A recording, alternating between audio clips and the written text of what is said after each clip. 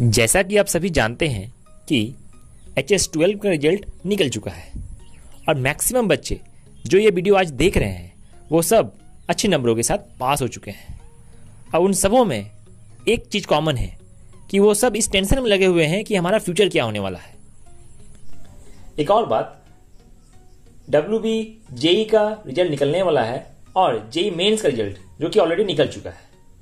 तो अब सारे बच्चों को ये टेंशन हो रही होगी कि हम इसका काउंसलिंग कैसे कराएं, क्या प्रोसेस होगा, कैसे हम कॉलेज सिलेक्ट करेंगे वगैरह वगैरह, डिफरेंट टाइप्स ऑफ थिंग्स बच्चों के माथा में चल रही होगी। तो लेकिन मैं एक बताना चाहता हूं बात कि आपको टेंशन लेने की कोई जरूरत नहीं है। आप दिमाग शांत रखें, बस ये सोचें कि आपको कौन सा ब्रांच या स्ट्रीम लेना है, आप फोकस उसी पे करें। क्या आप मैकेनिकल लेना चाहते हैं, सिविल, इलेक्ट्रिकल, इलेक्ट्रॉनिक्स, CS, आप क्या लेना चाहते हैं पहले वो डिसाइड करें।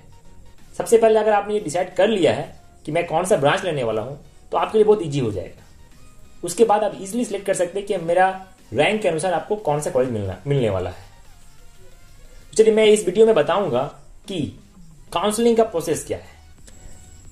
देखिए, आज मैं इस काउंसलिंग के ऊपर वीडियो इसलिए बना रहा हूं क्योंकि मैं इसका इंपॉर्टेंस जानता हूं।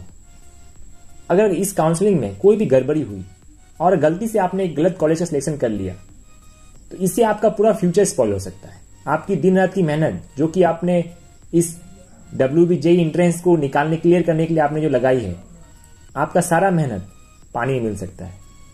इसीलिए मैं इस काउंसलिंग का सारा प्रोसेस स्टेप बाय स्टेप आपको आगे समझाऊंगा।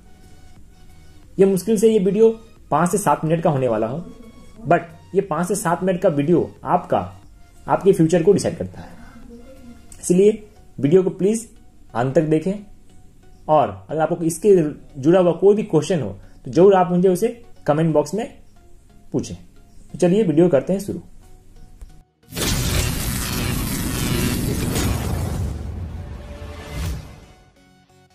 तो फ्रेंड्स, हम सबसे पहले स्टेप 1 देखते हैं कि स्टेप 1 में करना क्या है। आपको WB जेई के ऑफिशियल वेबसाइट में जाके वहां आपको काउंसलिंग के लिए एक लिंक दिखेगी, आप जस्ट उसे क्लिक कर लें। जैसे ही आप उसके मेन पेज में एंटर करेंगे आपको वहां दिखेगा रजिस्ट्रेशन के लिए 2 ऑप्शन, एक न्यू रजिस्ट्रेशन और ऑलरेडी साइन इन। आपको न्यू रजिस्ट्रेशन पे क्लिक करके उस प्रोफाइल के अंदर एंटर करना है। अब आप पहले ये डिसाइड कर लें कि आपको WB जेई के थ्रू काउंसलिंग करानी है या फिर जेई मेंस के थ्रू काउंसलिंग करानी है, या फिर आप दोनों को ही साथ में ऐड करके काउंसलिंग पे एनरोल कर सकते हैं। अगर आप जेई मेंस के थ्रू एनरोल करना चाहते हैं या आप बोल सकते हैं कि काउंसलिंग करना चाहते हैं, तो आपको जेई मेंस का एडमिट कार्ड का में दिए हुए रोल नंबर, आपका नाम और डेट ऑफ बर्थ, ये सबको आपको वहां पे एंटर करके एनरोल करना होगा। आप यहां एक बात का ध्यान जरूर दें कि ये जो प्रोसेस है रजिस्ट्रेशन का वो एक ही बार होती है, तो आप यहां पे कोई भी गलती ना करें। तो जैसे ही आप वहां पे जेई मेंस के थ्रू एनरोल कर लेते हैं, आप सीधे पहुंच जाते हैं स्टेप 2 पे, जो कि है आपका पेमेंट का प्रोसेस। जैसे कि आप यहां देख रहे हैं, पेमेंट ऑफ काउंसलिंग। आपको जो एक मिनिमम फी होती है काउंसलिंग के लिए, जो कि जनरल स्टूडेंट के लिए आपकी मिनिमम मेरे हिसाब से 500 होगी, तो आपको वो पे करना पड़ेगा। आप उसे चाहे तो डेबिट कार्ड या आपके बैंक अकाउंट से पे कर सकते हैं। अब जो नेक्स्ट स्टेप है वो step 3, filling and locking of choices. आप कौन सा कॉलेज सिलेक्ट करना चाहते हैं, आप कौन सा ब्रांच सिलेक्ट करना चाहते हैं, ये सब आप स्टेप 3 में उसे एनरोल करेंगे। तो आप पहले ही ये डिसाइड कर चुके होंगे कि आपको कौन सा ब्रांच सिलेक्ट करना है, और आप कॉलेज को step by step number wise 1 2 3 के हिसाब से वहां पे एंटर करेंगे। सपोज आपको जादवपुर यूनिवर्सिटी आपको ऐड करनी है, उसमें आप मैकेनिकल ब्रांच लेना चाहते हैं, तो आप उसे पहले नंबर पे जादवपुर यूनिवर्सिटी और ब्रांच मैकेनिकल सिलेक्ट कर लेंगे। अब नेक्स्ट आप जो कॉलेज लेना चाहते हैं वो है जलपाईगुड़ी, तो आप उसे 2 नंबर पर रखेंगे। नेक्स्ट आप अगर उसे रखना चाहते हैं हल्दिया, तो आप उसको ऑलरेडी 3 पे चली जाएगी, लेकिन आपको साथ में साथ ब्रांच भी सिलेक्ट करनी पड़ेगी, आप उस कॉलेज में कौन सा ब्रांच लेना चाहते हैं। इस तरह से आप जो कॉलेज में कौन कौन सी ब्रांच है वो आप सिलेक्ट कर लीजिए नंबर वाइज। मान लो आपने 50 कॉलेजेस सिलेक्ट कर ली, डिफरेंट कॉलेजेस, तो अब होगा क्या, एक डेट आता है कि जो आप चॉइसेस है उस डेट तक आप उसमें फेरबदल कर सकते हैं, आप उसमें चेंजेस ला सकते हैं।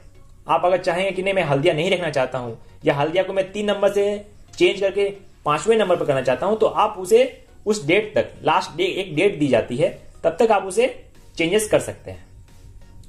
सबसे लास्ट में आपको उसे लॉक करना पड़ता है।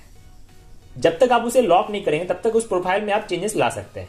लेकिन एक बार जहां आपने उस अपने फिलिंग दिए हुए सारे डिटेल्स को लॉक कर दिया, तो उसके बाद आप कभी भी उससे चेंजेस नहीं कर सकते। अगर हल्दिया 3 नंबर पे था तो वो 3 नंबर पे ही रह जाएगा। इसीलिए मेरा सुझाव ये माने, आप उसे सबसे लास्ट डेट तक ही जाने के बाद इन्वॉल्व कर उसे लॉक करें, ताकि बीच में आपको कभी भी कोई सजेशन दे कि नहीं आप उससे चेंज कर ले, तो आप उसे जाके आराम से चेंज कर सकते हैं। डरने की बात नहीं है। आपने अगर लॉकिंग करना भूल भी गया है तो ऑटोमेटिकली लास्ट डेट का क्रॉस होने के बाद वो ऑटोमेटिकली साइट उसे लॉक कर देता है। आपने जो भर के रखा हुआ वो सेव हो जाता है। इसे डरने की बात नहीं है। लेकिन हाँ, आपने जिन कॉलेजों का नाम भरा है आप उसे प्लीज एक प्रिंट आउट निकाल के अपने पास जरूर रख ले। आपको फ्यूचर में उसे उसकी हेल्प चाहिए होगी। आपका स्टेप 4, अब ये जो काउंसलिंग होती है वो 3 फेज में होती है। काउंसलिंग 1, 2, 3। तो आपका पहला काउंसलिंग का एक डेट पर रिजल्ट आ जाएगा कि आपको ये कॉलेज में ये ब्रांच आपको मिल चुका है। तो अब ये आपके ऊपर है कि आप उस कॉलेज में एडमिशन लेना चाहते हैं या नहीं। अगर आप उस कॉलेज में एडमिशन लेना चाहते हैं या नहीं चाहते भी हैं, तब भी आपको दिए हुए एक सेंटर का नाम बताया जाएगा, आपका नियरेस्ट। आपको वहां जाके आपको अगर वो सीट जो आपको कॉलेज जो काउंसलिंग में आपको दिया गया है, अगर आप उसे चाहते हैं कि मैं उस कॉलेज में एंट्री करना चाहता हूं, तो आप जाके आपको उस सेंटर में जाके उस सीट को बुक करनी होगी। जैसे ही आप वहां बुक कर लेंगे तो आप बाकी के 2 काउंसलिंग प्रोसेस से आपको नाम आपका हटा दिया जाएगा। तो आप इजिली वहां पे आपको रिसीव दिया जाएगा, एक अलॉटमेंट, सीट अलॉटमेंट लेटर बोलते हैं हम उसे, वो दिया जाएगा, जिसके थ्रू आप वो अगर अपने कॉलेज, रेस्पेक्टिव कॉलेज जो कॉलेज आपको मिला है वहां ले जाएंगे तो इसलिए आपका एडमिशन वहां मिल जाएगा। और अगर आप चाहते हैं कि नहीं मैं ये कॉलेज में एडमिशन नहीं लूंगा, मैं री काउंसलिंग कराऊंगा, मैं काउंसलिंग 2 पे भी फेज 2 में बैठूंगा और मैं देखता हूं मैं कौन सा कॉलेज में मिलता है, तो आप वहां पे जाके सिंपली अपने आप को वहां पे काउंसलिंग 2 के लिए एनरोल कर लीजिएगा। अब एक ड्यू डेट पे आपका काउंसलिंग नंबर 2 होगी। आप सेम प्रोसेस आपको वहां पे करना है जैसे कि आप काउंसलिंग 1 पे किए। अगर आपको एडमिशन लेना है उस कॉलेज में तो आप सिंपली काउंसलिंग सेंटर पे जाके उस सीट को बुक कर लीजिएगा। और अगर आप नहीं, अब चाहते कि नहीं मैं फेज 3 में जाऊंगा, तो आप उसे भी जा सकते हैं फेज 3 के लिए। वहां सीट पे सेंटर में जाके आप उसे एनरोल कर सकते हैं कि मैं फेज 3 काउंसलिंग 3 भी मैं कराना चाहता हूं। तो अब बात यह हुई कि आप अगर आपने सीट अलॉटमेंट कर ली, आपने उसमें एनरोल कर लिया, आप उसे बुक कर ली, अब क्या होगा, आप उस डिटेल्स को, वो जो एक प्रिंट आउट कॉपी आपको वहां उस सेंटर से दिया जाएगा, आप उसे सिंपली अपने रेस्पेक्टिव कॉलेज में ले जाएं। वहां पे आपके साथ अपना सारा डिटेल्स, जिसमें आपका रैंक कार्ड, आपका WBJE का जो डिटेल्स रैंक कार्ड होगा वो ले जाएं।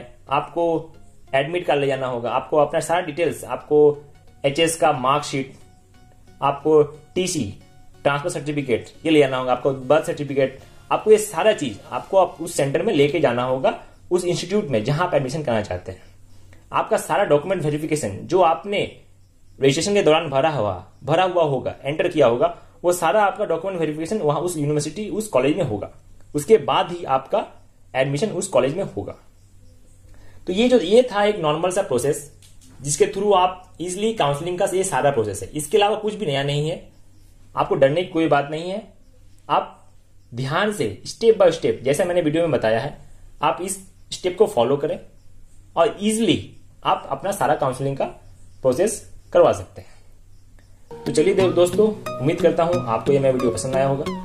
अगर अभी तक आपने चैनल को सब्सक्राइब नहीं किया है तो प्लीज भी सब्सक्राइब कर दें और बगल में दिए हुए बेल आइकन को जरूर दबा दें, ताकि आगे से जब भी मैं कोई नया इंटरेस्टिंग इन्फॉर्मेटिव वीडियो आप सबके लिए लेके आऊं तो उसका नोटिफिकेशन सबसे पहले आप तक पहुंचे। तो तब तक के लिए thank you so much. Stay safe, stay healthy, good bye.